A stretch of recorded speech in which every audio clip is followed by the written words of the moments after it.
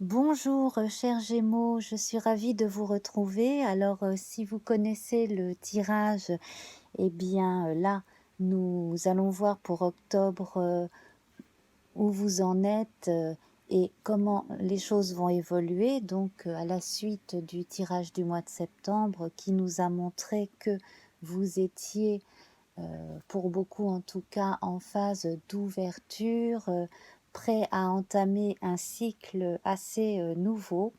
Et puis, bon, bien, pour les nouveaux, ceci est un message, un message, oui, généralement plus intime que factuel, même si dans le tirage des cartes, je peux bien entendu déceler des événements qui peuvent arriver à certains parmi vous. Donc ne soyez pas étonnés si par exemple un tirage ne vous parle pas, hein, sachez que c'est quand même général, donc ne, ne prenez pas la mouche si vous avez l'impression que rien ne vous correspond, hein, voilà. Comme je le répète, nous sommes des milliards sur Terre et tous les Gémeaux ne vont pas avoir exactement la même vie, voilà. Alors donc, nous en étions donc pour le mois de septembre, comme je le disais, à cette ouverture vers le monde, cette nouvelle façon de penser aussi, des choses qui venaient pas mal des profondeurs, et puis ce besoin justement de renouveau et cette chose qui était facilitée par les signes et notamment la rune Perse, voilà, qui nous parlait d'ouverture et de renouveau. Donc, j'ai pris soin de relever les nombres qui étaient sur les 13 cartes du tirage précédent et j'en ai fait une réduction théosophique qui m'a amené au nombre 11 avec la force que nous voyons ici. Donc, euh, toutes, euh, tous les potentiels contenus qui sont bien maîtrisés, qui sont prêts à être exploités sont là. Également, on a la force de maîtriser son discours de façon à faire avancer les choses pour soi et les autres. Et donc le 11 nous donne lui-même par réduction le 2, 1 plus 1 égale 2, rien de plus facile. Et là, nous avons la papesse qui nous parle de ce qui est en nous, enfui encore, de tout un tas de choses qui se révèlent de plus en plus à nous, qui montent de notre inconscient, qui montent du fond de nous, de chacun d'entre nous. Voilà. Donc là, en l'occurrence, les personnes Gémeaux ou ascendant Gémeaux, ou même avec une lune en Gémeaux, peuvent ressentir par moments ces choses qui viennent vraiment du fond de l'âme, voilà, des choses très personnelles. Et cela correspond au noir que nous avons tiré, hein, le noir des profondeurs et du nadir. Voilà, donc les profondeurs avant justement la remontée vers la lumière, avant la révélation qui là va se faire avec peur et donc tout en maîtrise. Voilà, donc je vais tirer à présent une nouvelle couleur pour ce mois d'octobre. Donc je remélange le noir et je vais tirer un papier, voilà. Et nous retrouvons le noir. Et pourtant, j'ai mélangé. Bon, alors nous restons donc dans cette énergie très intérieure, prête à la révélation, à la révélation intime, la révélation de la force qui est en soi. Alors, donc, le noir, pour rappel, hein, le noir symbolise les ténèbres primordiales, l'indifférenciation originelle, la nuit, le silence, la terre-mère, le tellurisme, la passivité, la vie nouvelle, les sentiments continus, profonds et déterminés. Bien entendu, on a ici deux représentations de du féminin vierge, hein, la force peut-être rallié à Athéna, hein, d'une certaine façon, donc la guerrière vierge sortie directement de son père Zeus. Et puis ici, donc avec la papesse, nous avons une des représentations les plus anciennes de la mer, vraiment reliée à la terre et aux forces telluriques. D'ailleurs, si parmi vous, il y en a qui sont radiesthésistes, moi je les sens bien là, en puissance de leur don.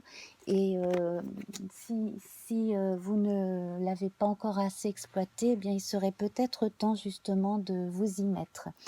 Voilà, nous verrons une autre rune en fin d'émission, après le tirage Béline. Voilà, donc nous allons reprendre nos 13 cartes. Je vais faire en sorte que notre bougie se rallume un petit peu, voilà. Et puis, donc, nous allons sauter de 5 en 5 comme d'habitude. C'est parti, 1, 2, 3, 4, 5. Alors, voilà, eh bien, c'est la carte de la perfection, c'est ce qui normalement renforce le bon, amenuise le mauvais. Ici, on est avec le noir dans les choses à la fois perceptibles et imperceptibles, parfaites et non créées. Le bleu représente aussi le ciel étant le résultat de couches de transparence. Donc là, nous avons vraiment des choses qui sont, comment dire, des choses qui sont intuitives et quasi impalpables, mais que l'on comprend en soi. Je vous ai dit hein, que c'était un tirage qui amenait à beaucoup réfléchir et qui est très symbolique. Hein. Voilà, c'est vraiment une façon de cheminer, en fait, mois après mois. 1, 2, 3, 4, 5. Alors, ici, donc, pour ceux qui ont entrepris quelque chose, quel que soit le domaine, ça fonctionne bien. Visiblement, là, vous avez pas mal d'atouts, vous avez les outils qu'il vous faut. Votre projet était bien préparé. Pour ceux qui travaillent dans la communication et ou l'immobilier, les relations humaines, tout ce qui est communication au sein des entreprises également, c'est une période plutôt bonne. Là, on sent que en plus on a votre planète maîtresse qui est Mercure, donc les choses sont d'autant plus facilitées que vous avez au-dessus la carte bleue. Donc là, si vous avez quelques réclamations à faire ou quelques suggestions à faire, vous pouvez y aller, on va vous entendre. Alors, 1, 2, 3, 4, 5. Là, beaucoup de convivialité, besoin de se retrouver avec les autres, en bonne compagnie, avec les amis, avec les gens qu'on aime très particulièrement. C'est aussi le cas d'envie de s'entourer de femmes et comment dire, du côté délicat et donc pas du tout frivole mais léger du féminin. Hein. L'intuition est là, l'envie de beau, l'envie de douceur. Là, on a une Vénus un peu balance, peut-être plus que taureau hein, à notre écoute ici. Quoique le taureau, hein, il aime bien la convivialité, il aime bien manger. Donc, si vous avez votre Vénus natale en balance ou en taureau, éventuellement, là, cela pourrait être un indicateur supplémentaire. On va mettre une petite pierre ici, voilà. Alors, la suivante. Bon, alors là, on ressent des jalousies, des piques. Il y a quelqu'un dans votre entourage qui vous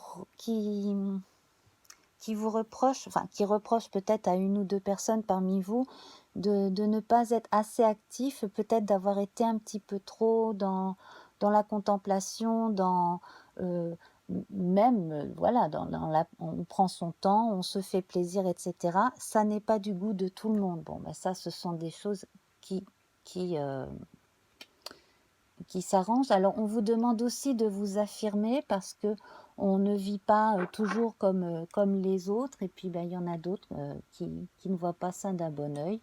Et en même temps, qu'est-ce que ça peut faire? 1, 2, 3, 4, 5. Voilà, alors j'ai l'impression qu'il y a autour de vous quelqu'un qui fait un peu une fixette. Je ne sais pas si certains parmi vous ressentent ça, qui sont tout le temps en train de vous chercher des poux dans la tête, tout le temps en train de critiquer, etc. Bon, apparemment, vous attirez plus l'attention que vous ne voudriez, mais de façon négative.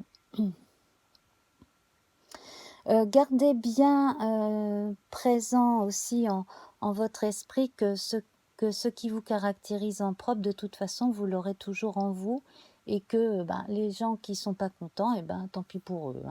1, 2, 3, 4, 5.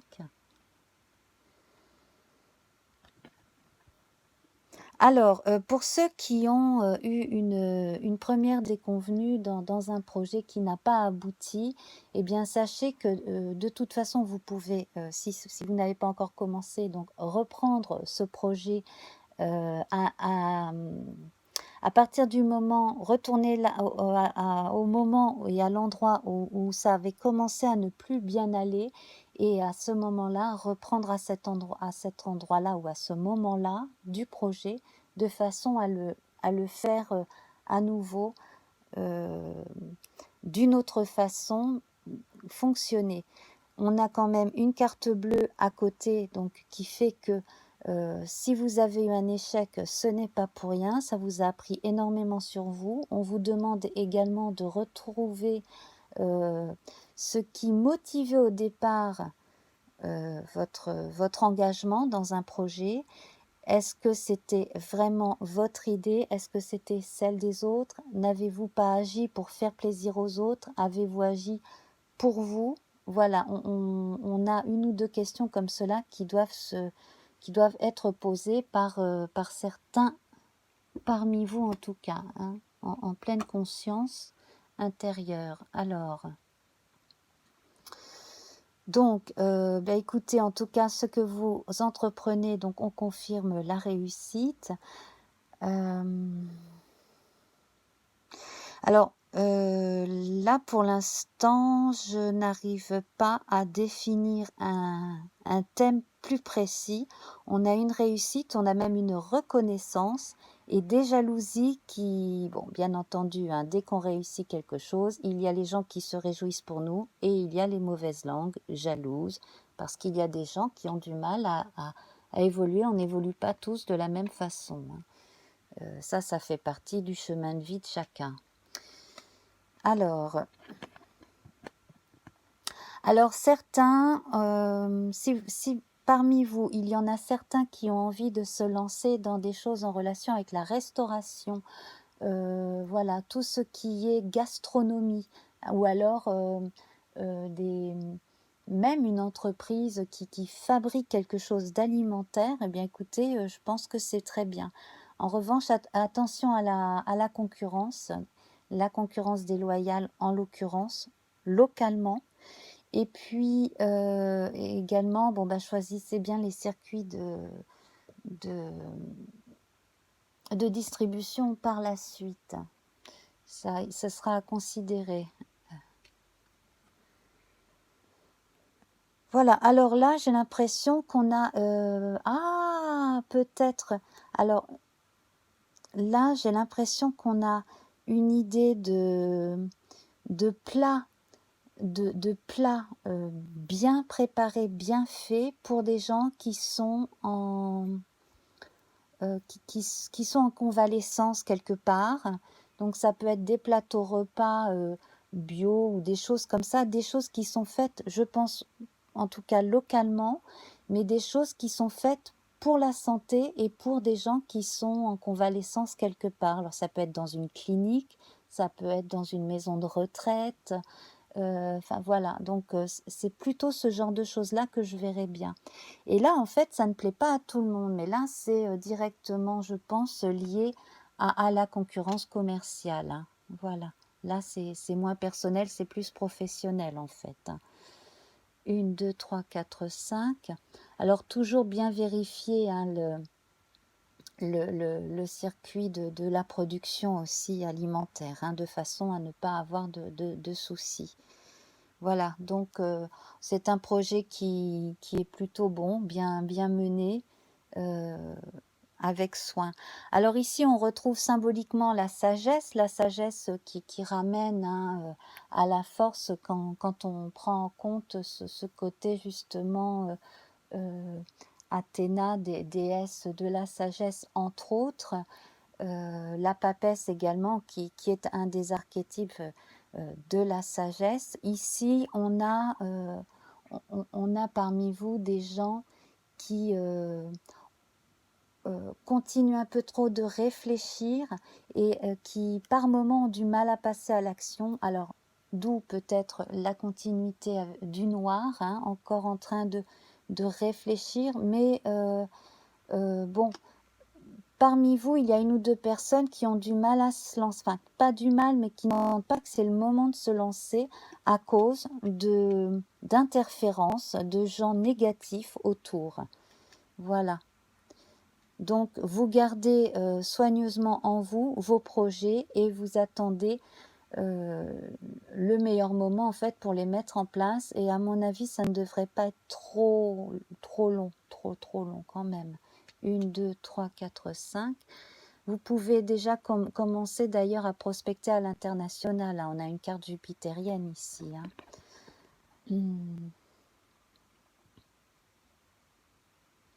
Alors, pour ceux voilà, qui ont accepté un changement de vie, hein, voilà, vous avez bien tourné la page, vous avez fait la paix avec tout ça, on a bien vu ça la dernière fois, hein. Là, c'est très bon. Vous avez décidé vraiment de vous donner la priorité, et puis il en restera assez de toute façon pour les autres, hein. C'est quand on va très bien que l'on peut ensuite être accessible et aider les autres. Alors, alors là, pour les hautes études, c'est très bon. Attention à la concurrence, aux médisances et aux méchancetés, mais ça, bien entendu, ça fait partie du, du lot, hein, malheureusement. Sinon, donc, certains qui ont eu peut-être à un moment donné du mal à trouver un lieu ou des moments propices à la construction, j'allais dire, de, d'un devoir, d'un projet, d'un mémoire, quelque chose comme ça, d'un article, c'est bon là, hein, ça va être bon. Vous allez finir par trouver justement ce rythme de croisière qui fait que vous avancez intellectuellement et avec beaucoup de foi en vous, beaucoup plus de foi en vous en tout cas. Euh, dans tout ce qui est communication, journalisme, métier intellectuel, en tout cas là, on sent que vous avez vraiment en vous la matière et que là, la concentration est bonne. Les aspects planétaires, j'imagine, en relation avec Mercure, sont bons. En tout cas, là, moi, je ne vois rien de trop agressif contre vous quand même, parce que justement là, vous avez de quoi euh, faire taire les détracteurs en réalité, hein. Voilà, 1, 2, 3, 4, 5. Voilà, donc on termine sur les plaisirs. Donc après une longue période de concentration et de travail, bien entendu, il faut toujours se donner des moments de repos, des moments de retrouvailles avec des amis proches, et puis voilà, euh, des loisirs aussi pour soi, un peu de sport, hein, ça ne ferait pas de mal d'ailleurs, voilà. Et puis, oui, de la natation éventuellement. Privilégier, on a quand même 4 cartes vénusiennes, donc on privilégie quand même le bien-être, voilà, les choses qui font du bien, qui font plaisir, que ce soit la nourriture, les vêtements, le fait de se chouchouter, euh, le fait de faire un peu de shopping ou de se faire beau ou belle, etc.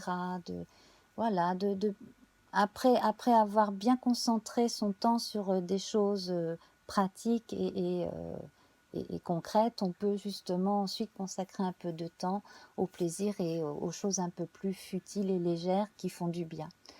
Donc voilà, vous voyez là, c'est vraiment beaucoup plus psychologique que factuel, hein, ce type de tirage. Voilà, la seule chose que j'ai à vous dire, c'est quand même méfiez-vous des gens de mauvaise foi, des détracteurs, des jaloux, voilà. Bon, généralement, quand on est un être communicant, bon, ça, on attire toujours vers soi ce type de réaction négative, mais heureusement, on a en contrebalancement aussi tout un tas de réactions très positives qui font que, bon, on a le vent en poupe et on avance, hein. Voilà. Alors, nous allons à présent tirer une nouvelle rune. Donc, je vais mettre Perth avec les autres.